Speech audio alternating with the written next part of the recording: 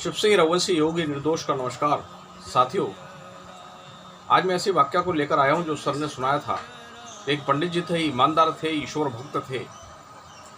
नियमित रूप से वो मंदिर जाते थे, मंदिर की साफ सफाई करते थे, पूजा पाठ आरती करते थे और ये दिनचर्या थी उनकी। नारद जी चूंकि ऊपर से देखते थे, बड़े प्रसन्न होते थे कि बड़े भक्त हैं। एक दिन ऐसा आया कि पंडित जी पूजा पाठ करके अपने मंदिर से निकल रहे थे, घर की ओर जा रहे थे, तो एक पत्थर से टकरा गए। पत्थर से टकराए तो पंडित जी ऐसे गिरे कि उनके घुटने छूट गए।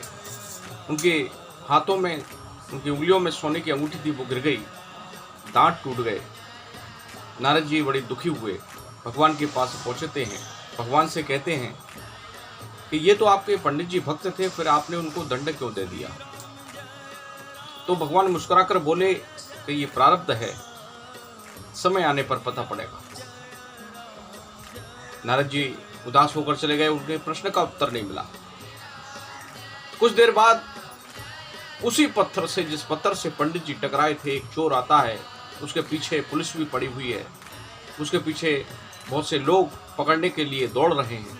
चोर चोर चोर। और वो चोर उसी पत्थर से टकराता है और औदे मुंह गिरता है और उसके हाथ में एक सोने की अंगूठी मिल जाती है। भगवान को वो धन्यवाद कहता है कि भगवान, आज तो सुबह से बोनी करवा दी। नारद जी को बड़ा क्रोध आता है, भगवान के पास पहुंचते हैं कि प्रभु, आपने जिसको दंड देना चाहिए उसको फल दे रहे हैं, और जिसको फल देना चाहिए उसको आप दंड दे रहे हैं। ये कैसी लीला है? तो भगवान नारद जी से कहते हैं कि ये प्रारब्ध है। मैंने पहले भी कहा था कि कुछ लोगों को लगता है कि ये बुरे कर्म करने के बाद भी वो इतने प्रसन्न और इतने प्रगतिशील और आनंदमय कैसे जीवन जी रहे हैं, और जो ईमानदारी से जीवन जीते हैं वो दुखी क्यों हैं? ये प्रारब्ध है। उसका कारण है कि जो पंडित जी थे, जो इस जन्म में मैं जानता हूँ कि इस जन्म में मेरी सेवा कर रहे हैं, ईमानदार हैं और दिनचर्या उनका शुद्ध है।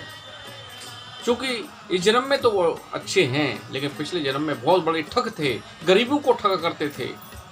इनकी तो दोनों पैर कटना थी, इनको तो पूरा खजाना लुटना था। क्योंकि इस जन्म में अच्छे कर्म कर रहे हैं, इसलिए इनके दंड को मैंने कम कर दिया। और जो चोर था, पिछले जन्म में बहुत ईमानदार राजा था, क्योंकि इस जन्म में बुरे कर्म कर रहा है, इसलिए इसके फल को मैंने कम कर दिया है। इसको तो खजाना मिलना था, केवल एक अंगूठी मिली।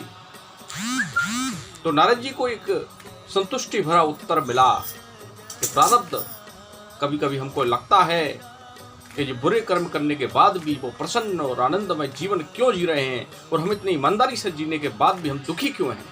तो उसका कारण प्रारब्ध भी होता है। इसलिए ईश्वर पर विश्वास करिए और अपने कर्मों पर ध्यान दीजिए। कर्म ही विशेष हैं। कर्मण्येवाधिकारस्ते मा फलेषु कदाचन, ये ईश्वर ने बताया है। इसलिए अच्छे कर्म करते जाइए, फल की चिंता न करिए। बहुत बहुत धन्यवाद। जय हिंद, जय भारत।